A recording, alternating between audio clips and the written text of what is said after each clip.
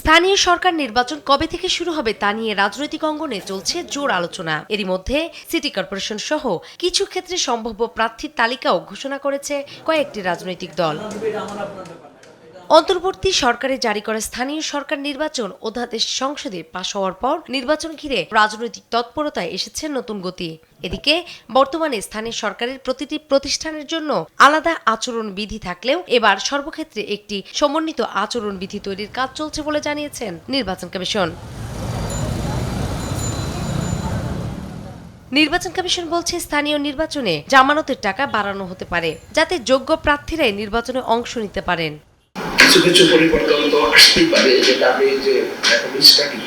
যেহেতু একটা party system এখানে ছিল, পার্টি দিবে, তাহলে পার্টিতে দিলে আর বেশি স্বতন্ত্র। যদি আমি হাজার হাজার এসে করি তখন ওই সংসদের মধ্যে আমরা করেছিলাম।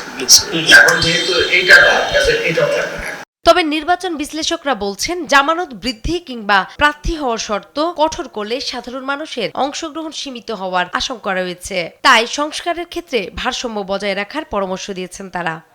খুব বেশি না বাড়ে, সামঞ্জস্যপূর্ণভাবে বাড়ানোটা প্রয়োজন, এবং তাতে ডামি ক্যান্ডিডেট কমবে না। ইলেকশন কমিশন যেটা করতে পারে যে ওই সময়সীমাটা বেঁধে দিতে পারে যে এই সময়ের মধ্যে, যেটা ইলেকশন কমিশন বলছে যে এমপিরা এলাকায় যেতে পারবে না, সেটা ওই প্রচারণার সময়কে টার্গেট করেছে ওই 21 দিন। ইসির নির্বাচন পরিচালনা শাখার তথ্য অনুযায়ী দেশে মোট ইউনিয়ন পরিষদ রয়েছে ৪,৫৮১টি। এর মধ্যে চলতি বছরে নির্বাচন উপযোগী হবে ৩,৭৫৫টি এবং আগামী বছরে আরও ৩৪৯টি। এছাড়া অন্তর্বর্তী সরকারের ভেঙে দেওয়া ৩৩০টি পৌরসভা, ৪৯৫টি উপজেলা, ১২টি সিটি কর্পোরেশন এবং ৬১টি জেলা পরিষদ বর্তমানে নির্বাচন উপযোগী অবস্থায় রয়েছে।